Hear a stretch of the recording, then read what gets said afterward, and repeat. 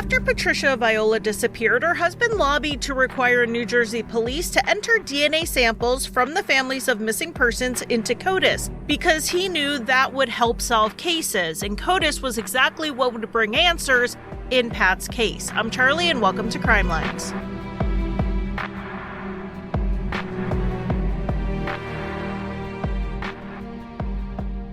Hello and welcome to the first episode of the 12 Days of Crimelines. If you don't follow me on social media, you would have missed the announcement that I am going to do the 12 Days of Crimelines this year, but a little bit differently. I was not going to do it because life stuff has kept me busy, but I had already finalized the list of cases I wanted to cover, and the theme this year was going to be missing persons. So I had in front of me a list of missing persons cases, and it's very hard to look at that and think, my life's kind of hard right now, so I'm just going to put it away for another time. I decided we are going to do the 12 days, but the episodes are going to be spread out more evenly across the month rather than doing 12 days of daily releases because I am just not far enough into having them done to release them one after the other. I do work on the podcast by myself, so, research, writing, rewriting, recording, editing the audio, and getting it up, that is all on me. And if I tried to do that daily and get these turned over quickly, I would end up rushing. And then I would put out something that isn't as good as I can make it just to hit a deadline that I literally made up in my head. So I'm going to need the whole month to get these done, so there'll be 3 to 4 episodes a week. And then the Beyond the Files episodes that come out for Patreon, Supercast, and Apple subscribers will all be out at the end of December. So that is what we're going to do. And to get us started, I picked a missing persons case that has some resolution to it because it gets us started on a hopeful note that resolution can come.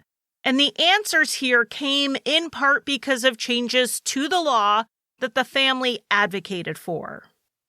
2 major sources for this episode. One was the disappeared episode on the case, and 2 was the reporting in the newspaper The Record, which I accessed, of course, at newspapers.com. All of my sources for all of my episodes can be found at a link in the show notes. Let's get started with Patricia Viola, who was born in August of 1958 in New Jersey. She was the only child of her parents, John and Lucille. And when Pat was 12 years old, she was diagnosed with epilepsy, which is going to be very relevant in this case. About half of the children diagnosed with epilepsy can eventually come off medication and remain seizure-free, but Pat was not one of them. Her epilepsy continued into her adult life. In the early 1980s, when Pat was in her early 20s, she was working in the personnel department of engineering giant Honeywell, and one day in 1982, a man named Jim Viola came in for an interview, and he immediately noticed Pat. Not only did Jim get the job, he also got a date, and within a few years, the two were married. In 1987, they had a daughter, and then in 1991, they had a son. Pat was a stay-at-home mom, and she loved it. She was active with her kids' activities, and she volunteered at their school. She also loved doing something that I love, and that is hosting people at her house. So they would have parties not infrequently, and when it was someone's birthday, she would make them a homemade cake.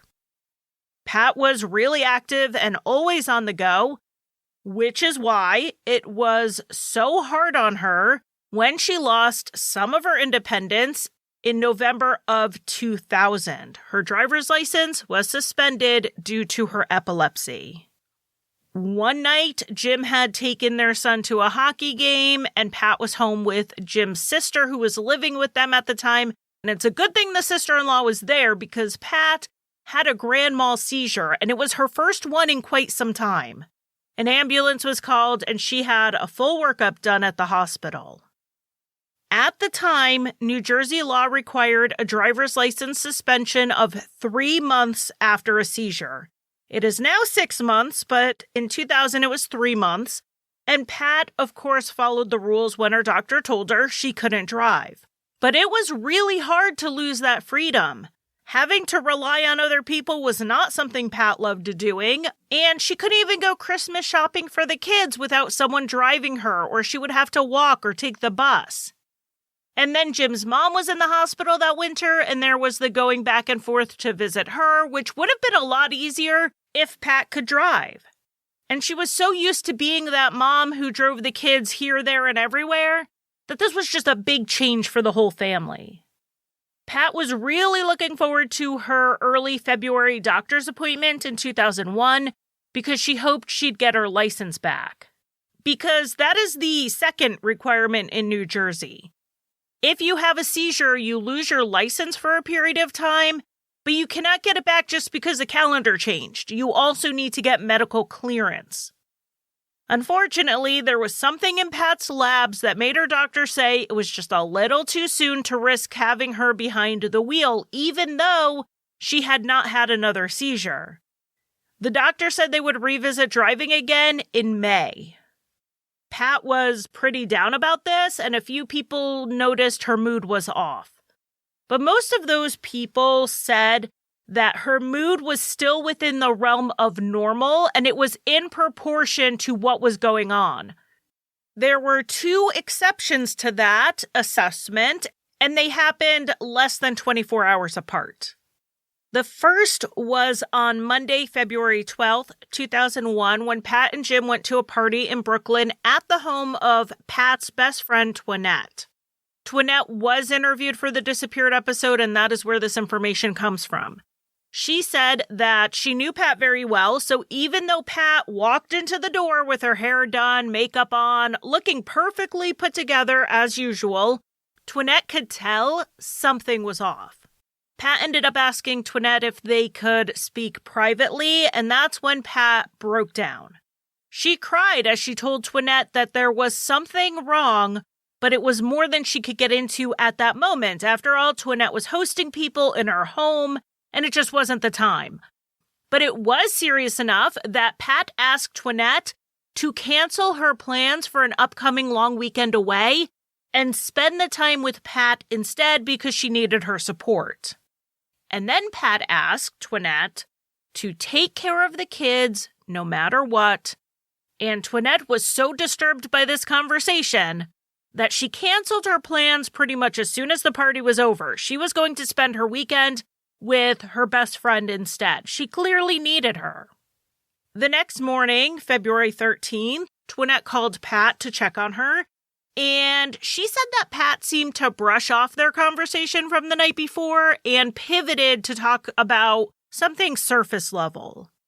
My guess is she did this because it doesn't sound like she was home alone. It sounds like her sister-in-law was there at the time. Now, shows like Disappeared often change people's names when they don't participate in the episode, and they called Jim's sister Donna, so that's what we'll call her, whether it's her actual name or not. Donna had moved in with Jim and Pat after a bad breakup, and she was living in the downstairs of their house. The day of Twinette's party, before Jim and Pat left to go there, Pat had gone downstairs to tidy up. Pat's cleaning standards were possibly higher than Donna's, and an issue they had was that Donna would smoke downstairs, and Pat didn't like the smell, so she was going down there to freshen it up. Well, while she was down there, Pat noticed that there was a cigarette burn on the bedspread. It wasn't just that the blanket had been damaged, but more what would have happened if it caught on fire and spread. It felt careless enough that Pat wanted to say something to Donna about it, but they were getting ready to go to Twinette's party that night, and so Pat decided to just leave it to the next day. So after Jim headed out to work around 7 and the kids were off to school by around 8:15, and Pat got off the phone with Twinette, she went down to talk to Donna. And this was the second incident of Pat acting out of character. When Pat talked to Donna about the hole in the blanket, she was not her usual collected, level-headed self, according to Donna. Donna said Pat yelled at her until she was on the brink of tears, which was not something Pat had ever done before, not just not to Donna, but not to anyone. In the nearly 20 years since Jim had met Pat, he had never heard her raise her voice like that at all. I do think it's fair to assume that if tensions were high and Donna was feeling maybe defensive, possibly she interpreted more aggression in Pat's voice than there actually was, but it does sound like Pat was more angry than Donna had ever seen her before, and it was very unlike Pat to raise her voice. But regardless of the tone of the conversation, it couldn't have lasted for very long. The kids were out the door by 8:15, and then both Donna and Pat were out of the house by 8:40. We know this because Pat set the house alarm at 8:38 and walked down to her son's school to volunteer in the library, which is something she had been doing for years. People at the school said Pat seemed quiet that day, but not upset.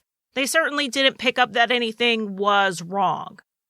At some point during the 3 hours Pat was at the library, the Viola's home alarm system went off, and the company tried to call the house phone but got no answer, obviously. They then tried Jim's number, and then finally Pat's mom, who lived nearby. The police were also dispatched to the house, and they looked around. They didn't see anything suspicious, and they didn't see any signs of a break-in, so they cleared the call. The family said on a website they used to have up that I found through the Wayback Machine that this had actually happened before, the alarm going off for what seemed like no reason. One theory here was that Pat hadn't closed the door tightly enough on her way out, so it ended up setting off the alarm. Pat's mother, Lucille, of course, was worried after hearing about the alarm going off, so she also called the house and left a voicemail asking what was going on and for someone to get in touch with her. When Pat got home from volunteering at the school, she returned Lucille's call and let her know everything was fine. It has been widely reported that this phone call happened around 11:30, but it is listed as 12:30 on the family's old website. The next point on the timeline of the day is at 1:11 p.m. Pat reset the house alarm, and they are sure it would have been Pat who did this because it can only be done by someone who knows the code. The way the alarm worked was that if it had been set off, you had to reset it with the code before you could arm it again. So Pat reset it and at some point armed it again and left.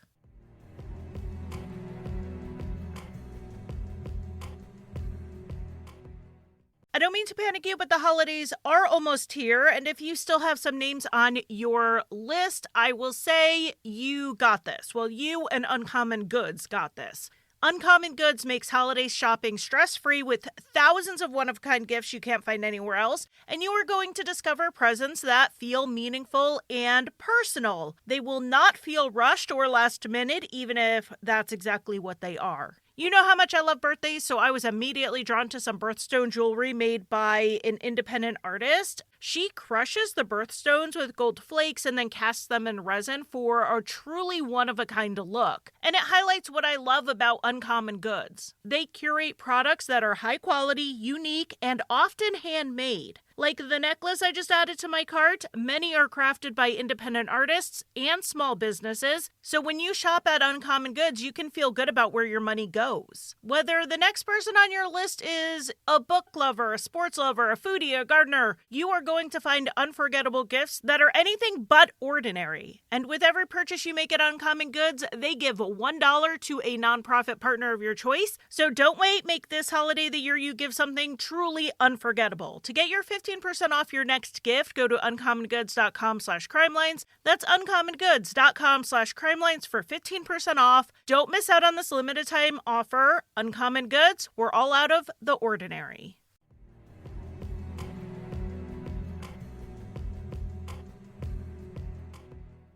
Jim, in the meantime, had given a presentation at work, he went to lunch, and then he left work a little early to go shopping for Valentine's Day the next day. He was home by 4:30 and he went through the back door as usual, but he was surprised that when he opened the door, he could hear the alarm start to beep. He didn't expect it because he assumed Pat was home and the alarm system wouldn't have been armed. So he rushed over to the control panel to punch in the code so it didn't go off. And then he looked around for maybe a note about where Pat went, but he didn't find one.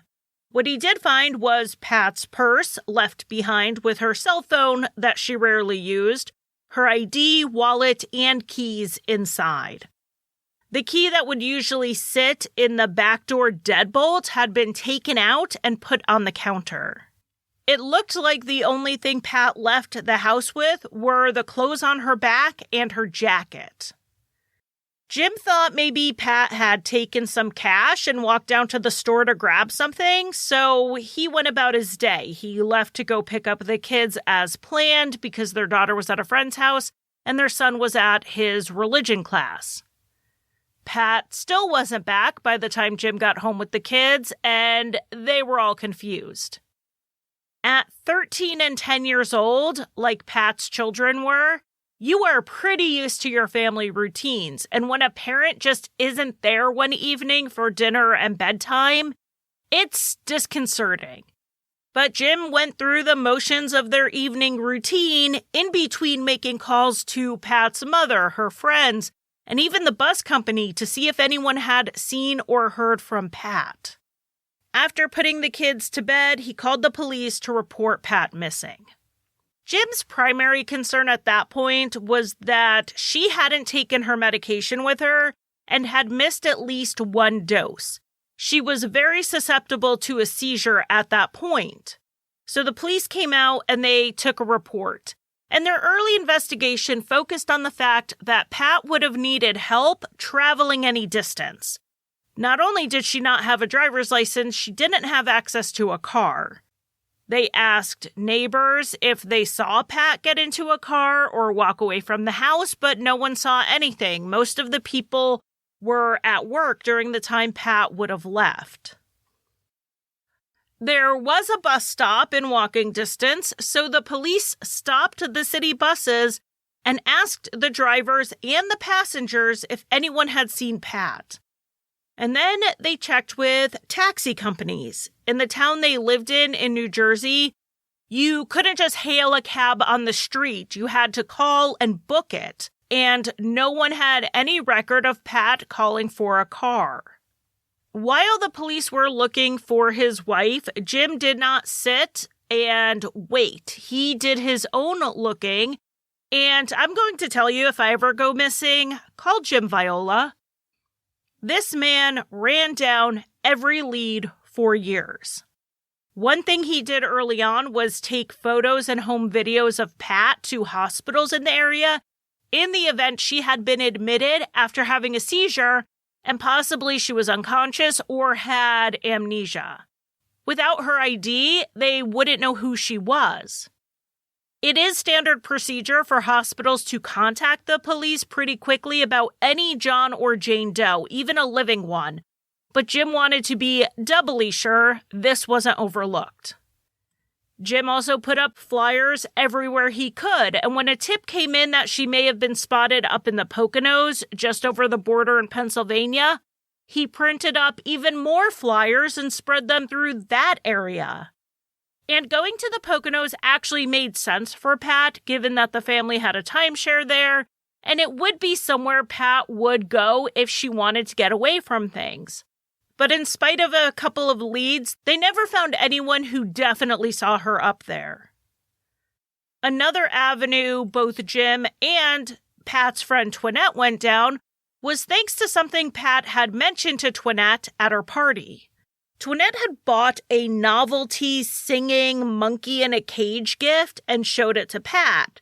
Pat thought it would make a funny gag gift for Jim for Valentine's Day, so she said she wanted to get him one. Twinette told her where she bought it, which was at a Rite Aid pharmacy, which is the only place this weird gift was sold. So, what if Pat had been going to those various Rite Aid pharmacies on the hunt for this gift, and something happened from there? Jim and Twinette went to the 4 different Rite Aids in the area and showed them Pat's photo. One clerk did think she recognized her, but she didn't know where she would have gone after leaving the store. This is pretty much how this early investigation went. Tips and leads would come in, and then they'd be ruled out pretty quickly. Like one time, 10 months after Pat went missing, a tip came in that someone may have seen her walking with another man in Jersey City. So Jim printed out maps and got photos ready, but before he could even head out there, the investigators told him they tracked the woman down and she wasn't Pat. Another failed tip came in over a year after Pat's disappearance. They talked about this one on the Disappeared episode. A man called the police and claimed he killed Pat and said he could prove it because he had her driver's license. And that was flag number one that this tip was bogus. Pat didn't have a driver's license. It had been physically taken from her, and her ID had been left at the house. It was possible, but not likely, that she had an old expired driver's license for some reason, so they didn't want to rule the tip out completely. The detective tried to keep the man on the phone for as long as he could, and eventually the guy said that he was in Florida and he was taking a bus up to Massachusetts. While he didn't give his name, he did give the name of the woman he was supposedly traveling with. So, of course, the police stopped that bus mid-route, and yes, the woman named was on the bus. When the investigators talked to her, they realized what was going on. She had recently left her boyfriend, who had been harassing her, and he was the source of the phone call to the police. He was trying to interfere in her attempt to leave him, and he was continuing his harassment of her by getting her detained by the police. I tried to find more information about this tip in the media reports from the time, but I couldn't find anything. I was just hoping the man was charged with something for this stunt. Over the years, investigators and the family tried everything. Search dogs, helicopters, flyers, papering the city, but nothing got them closer to Pat's location. Jim tried to keep life as normal as possible for his kids. He stuck to their routines, sending them to school every day, even in the early days of Pat's disappearance. But he also didn't ignore that their lives had been turned upside down. He quickly got them into counseling to try to help them to process everything that was going on. But most of Jim's spare time was dedicated to finding Pat. He had little cards with her information made up, and he would stick them in every piece of mail he ever sent. He mailed flyers to hospitals as well as shelters and crisis centers.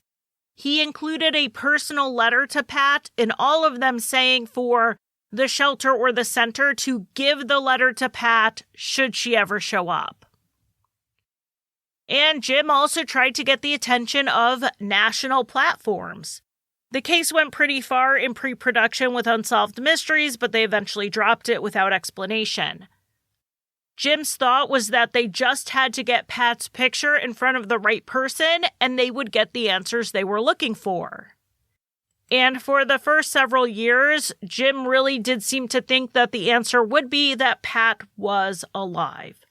He kept the gift bag he put her Valentine's Day gifts in, and over the years, they would add Mother's Day and birthday cards to it so that they could give it to her when she came home. Jim joked at one point that Pat was in for a big surprise when she did find her way back. He had finally learned how to do laundry. Jim also, in the years after Pat's disappearance, got to know other families who had missing loved ones. And he heard similar stories over and over again. Stories of disinterested investigators, police departments that wouldn't even take missing persons reports on adults, and just the hopelessness of not having anyone looking. So in 2006, Jim decided to do something about it. Working with State Senator Loretta Weinberg, he got legislation introduced in New Jersey that was called Model Missing Persons Legislation. It would make it a requirement that law enforcement agencies had to take missing persons reports without delay. They could not refuse to take an initial report for any reason.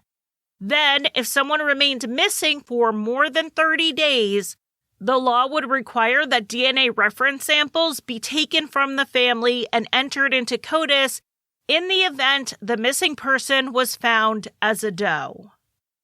When this was signed into law in 2008, it was known as Patricia's Law. Jim's advocacy in honor of his wife would help families in New Jersey get answers faster.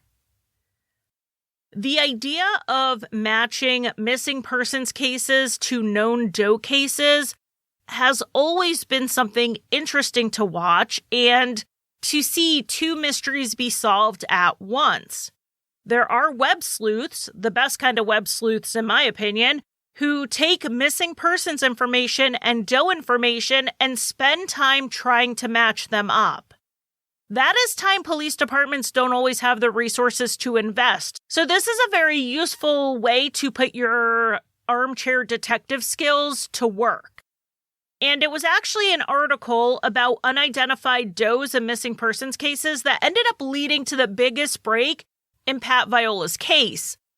But it is a little bit of a winding path. A former detective in New Jersey, Gary Miko, was working as a private investigator when he read an article in January of 2011 about how many unidentified bodies were sitting in morgues around the country. And thinking about how many missing persons cases there were open, surely some of these cases could be matched.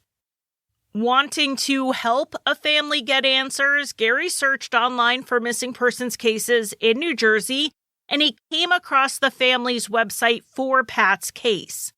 He realized this family was actively searching, so he reached out and offered his services for free. One of the things Gary did that isn't what led to the big break, but it is worth mentioning, was that he re-interviewed people.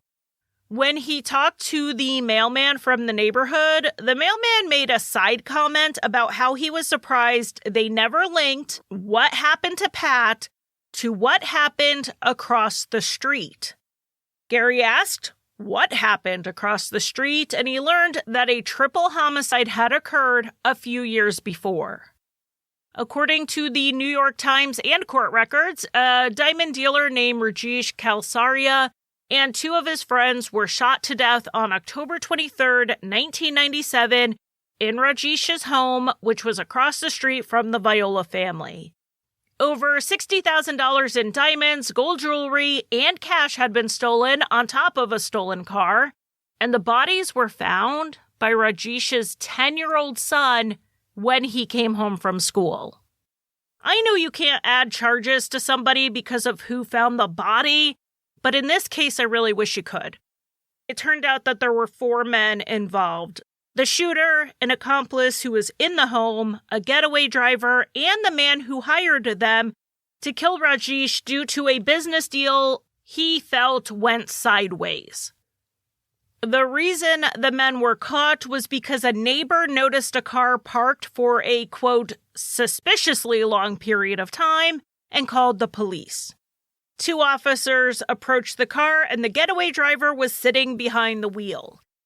The driver made an excuse for why he was in the neighborhood, but he was nervous, and his behavior was odd enough that the officers remembered him when they got called back to the same neighborhood after the bodies were found.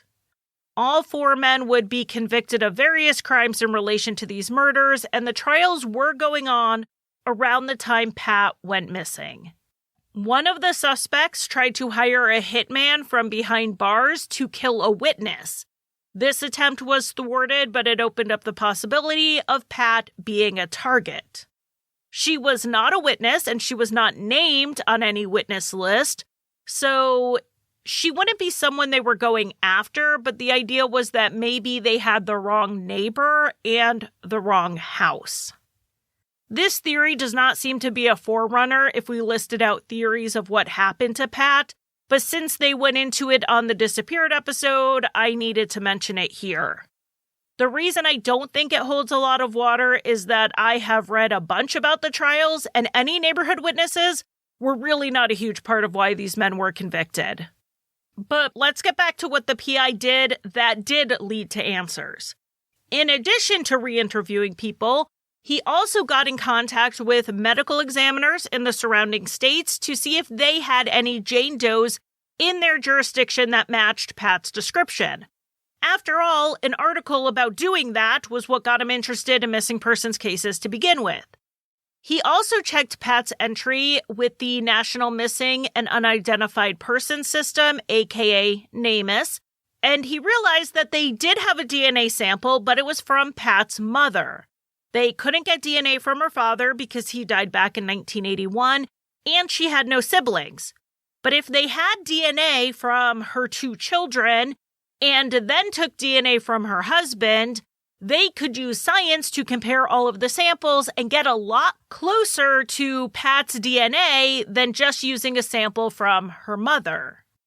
So they collected these samples and they were sent to the University of North Texas's Center for Human Identification, and about a year later, they got a hit. Back on July 27th, 2002, 17 months after Pat Viola went missing, a resident of Rockaway Beach in Queens, New York, saw a white shoe sitting in the sand. Inside the shoe was a sock and the remains of a human foot. A large search was done of the beach and the water just off the shore, but no other body parts were recovered. Pat was last seen wearing white sneakers, but the connection was never made. A sample was taken from the foot for DNA testing sometime around 2005, before the foot was then buried in Potter's Field, which is the public cemetery on Hart Island. The sample, for some reason, was not submitted to the University of North Texas for testing until 2009.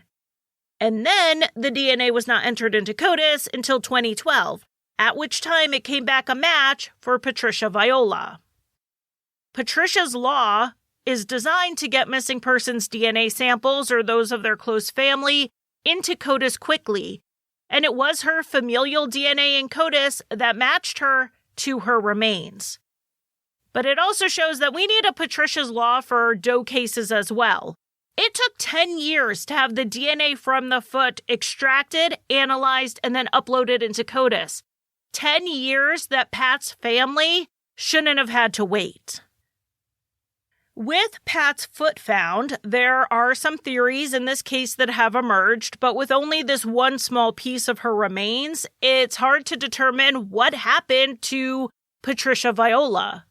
There are people who have looked at currents and such to see if it was possible she jumped or fell into the Hudson River near her home and then made it around to then wash up on Rockaway Beach, but people don't seem to agree if this was possible from what I have read. We don't know what was weighing on Pat that she needed to talk to Twinette about, so we don't know if that contributed to her death, whether it was a suicide or a homicide. We don't know if her concerns even had to do with another person or who that person could be. Another question is, did her epilepsy have any role in what happened? To many people, it seems almost too coincidental that the alarm went off on the same day Pat went missing. And there are theories floated online that someone did get into the house and they were waiting on Pat. But what the motive of that could be is not something we can even speculate about given the limited information released. Where we are is that there is enough resolution that Jim and the children no longer have to keep looking for Pat. It's hard to say that's enough as far as answers go when they don't know what happened, but I talk to a lot of families of missing persons, and I know that something is always better than not knowing anything. But there are more answers to be had, so if you have any information about the suspicious death of Patricia Viola, you can call the Bogota Police Department at 201-487-2400, and this number will be in the show notes.